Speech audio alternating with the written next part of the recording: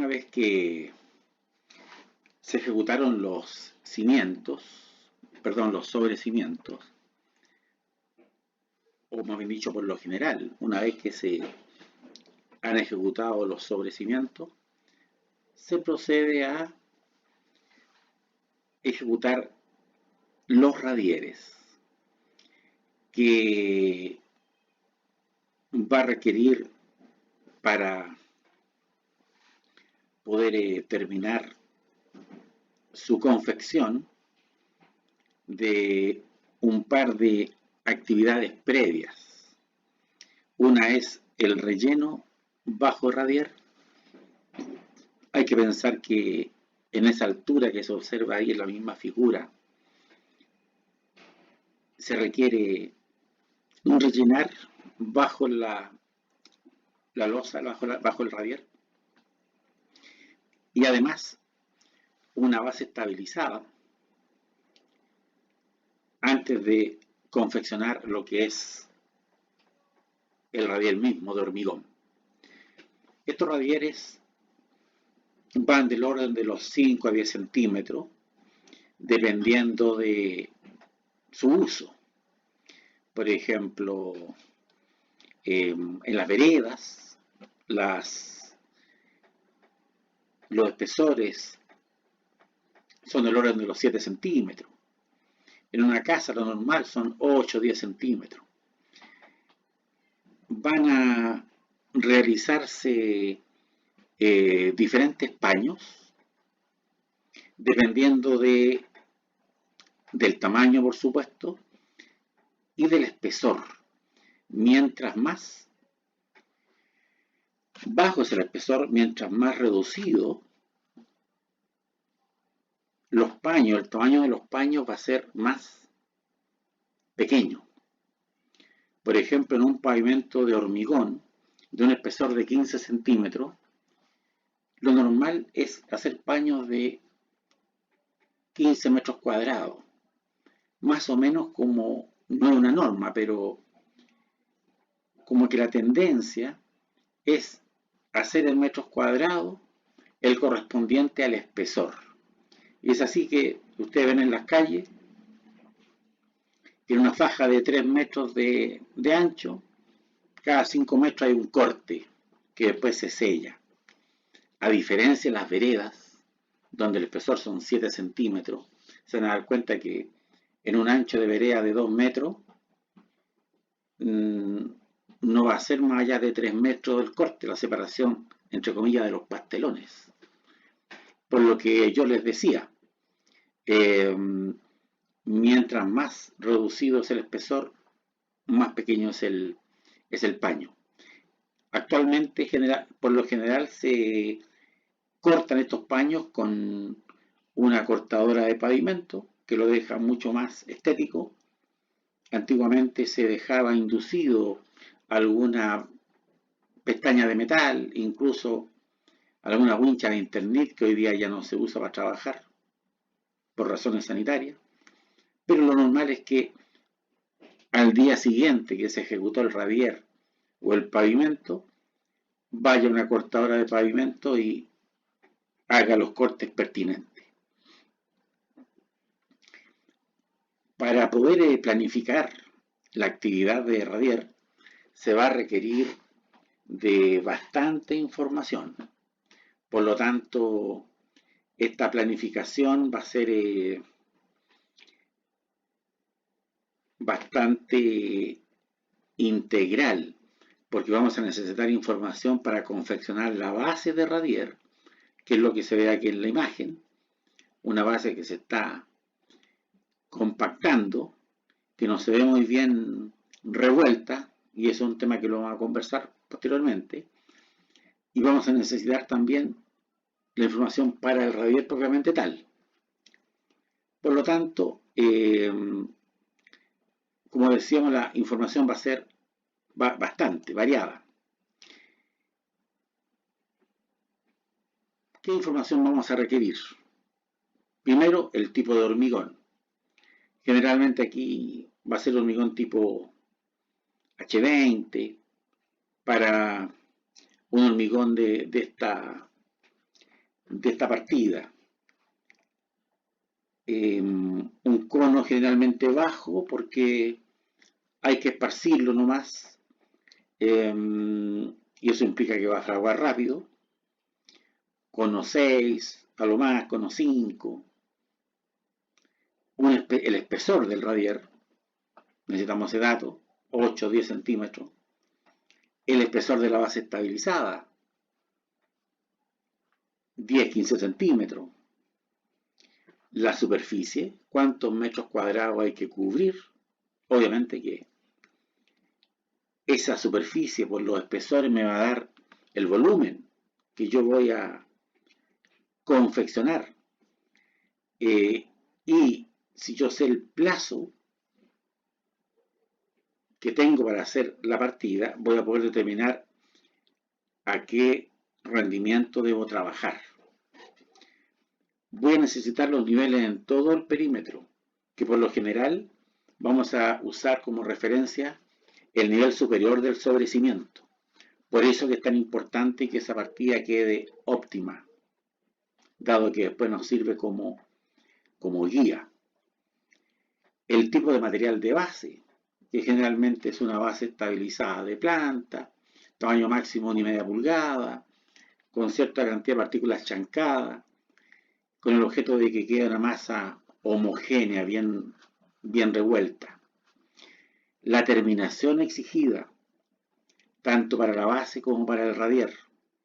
Aquí necesitamos parámetros no solamente de textura, cómo va a quedar en la superficie, sino que también necesitamos tener algunas tolerancias en cuanto a la horizontalidad, llamado también la lisura, porque no nos puede quedar muy deforme.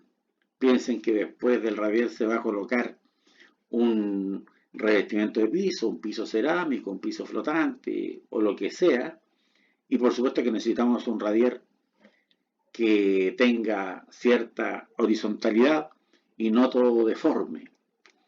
Si va a ser para piso flotante, va a quedar distinto que para piso cerámico. Las condiciones climáticas, especialmente si estamos trabajando a la intemperie. Y algo importante, si vamos a hacerlo con hormigón de planta, es el lugar de descarga del hormigón, desde donde vamos a carretillar nosotros ese material. Vamos a requerir otros recursos adicionales a la información. La cuadrilla, con cuántos maestros vamos a trabajar. Seguramente vamos a tener aquí un supervisor encima de la partida, porque es una partida delicada, y dependiendo del lugar en que nos depositen el hormigón, vamos a tener que ver la cantidad de ayudantes y jornales que van a participar del proceso. Necesitamos la cercha vibradora, porque aquí vamos a requerir vibrar en superficie, más que en profundidad. Piense que aquí el espesor es bajo, 10 centímetros, entonces un vibrador de inmersión no tiene sentido. La cercha vibradora es la que vibra en superficie. Un pulverizador para objeto de poder aplicar la membrana de curado en la superficie, acá va a ser fundamental. Mientras más en superficie se trabaja el hormigón, más posibilidades existen de que tengamos evaporación posterior y con riesgos de que se nos fisure el pavimento. Placa compactadora para compactar la base del radier, trompo betonera para homogeneizar bien esa base. Aquí no podemos trabajar con una motoniveladora que nos revuelva la base y la deje bien homogénea, bien revuelta la piedra con la arena. Aquí vamos a trabajar directamente, distribuirla con toda la complejidad que tiene para incorporarle humedad y para homogeneizarla, Por eso que lo ideal es el trompo betonera, aunque no significa un poco más de trabajo, pero vamos a dejar una buena base con la humedad pertinente. Bueno, y las correspondientes herramientas y las maestras, que generalmente son algunas calugas de mortero, a veces se ocupan también tacos de madera, con el objeto de poder dejar en la cancha indicado el espesor al cual vamos a llegar con nuestro radier. Aquí vemos trabajando una cercha vibradora, que es una placa metálica con un motor en la parte superior, el cual va dando la vibración, y se desliza por arriba de algunos moldes que muchas veces van a ser perfiles cuadrados, son 10 centímetros. ¿Cómo vamos a estructurar el proceso? Por un lado, en dos etapas también. Vamos a controlar la base estabilizada antes de hormigonar. Y eso implica verificar la superficie, verificar los espesores, verificar los espesores lo vamos a hacer colocando las maestras, colocando las guías que nos van a indicar cuánta carga de base vamos a instalar. Vamos a verificar la horizontalidad de la subrasante, es decir, la última capa de relleno compactado, porque si está muy baja vamos a gastar mucha base, a lo mejor es necesario subirla un poco. Vamos a verificar que la cuadrilla esté completa para comprometerla, que esté de buen ánimo, contar con la infraestructura para poder revolver esa base en el trompito, para poder carretillarla, para poder compactarla. Vamos a colocar las maestras por las distintas superficies, tantas maestras como superficie tengamos que cubrir con base. Vamos a revolver y colocar la base. Vamos a regarla, ojalá que dentro del mismo trompo betonera podamos regarla y que salga en la carretilla con la humedad óptima. Por lo tanto, la vamos a extender y la vamos a compactar. Vamos a llamar al laboratorio para que nos tome densidad esta base y vamos a afinar y verificar la terminación de la base, cosa que no nos estén objetando en algún minuto tanto su horizontalidad como su textura, es decir, cómo se ve la base, se ve bien revuelta, no hay nidos de piedra, etc.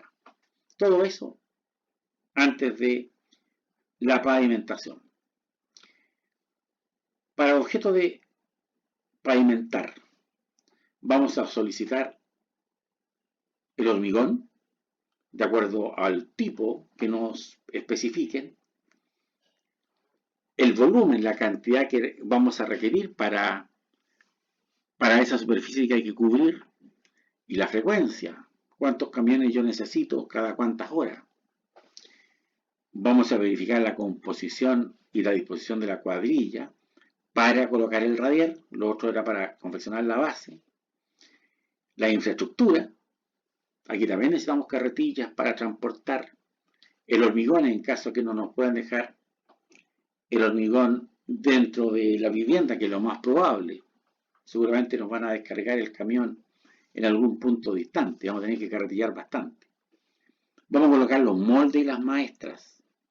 Eso tiene que estar bien acotado, porque no se olviden que después nos van a medir la horizontalidad.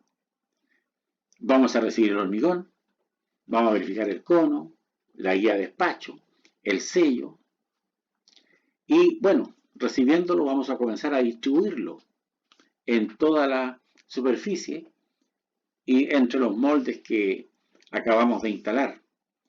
Vamos a ir vibrando la mezcla. Si es mucha cantidad, si es mucha superficie, vamos a determinar el rendimiento de ejecución con el objeto de poder tomar las medidas a tiempo en caso de que estemos un poco caídos en ese rendimiento. Vamos a tomar muestras, para eso contactamos al laboratorio, con el objeto que después nos certifiquen la resistencia del hormigón. Vamos a afinar la terminación superficial, porque como les decía, es posible que se vaya a dejar una superficie para después pegar piso cerámico. Y en ese caso vamos a dejar rajuñado la superficie para que después haya una buena adherencia. O quizás va a ser piso flotante y en ese caso va a dejar simplemente afinado con el objeto de después llegar y poner el piso flotante, poner la espuma y el piso flotante. Vamos a hacer el proceso de curado. Vamos a colocar la membrana de curado con el pulverizador y seguramente al día siguiente vamos a hacer el corte del hormigón con la cortadora de pavimento y el tamaño de los paños que no nos generen riesgos de fisuramiento.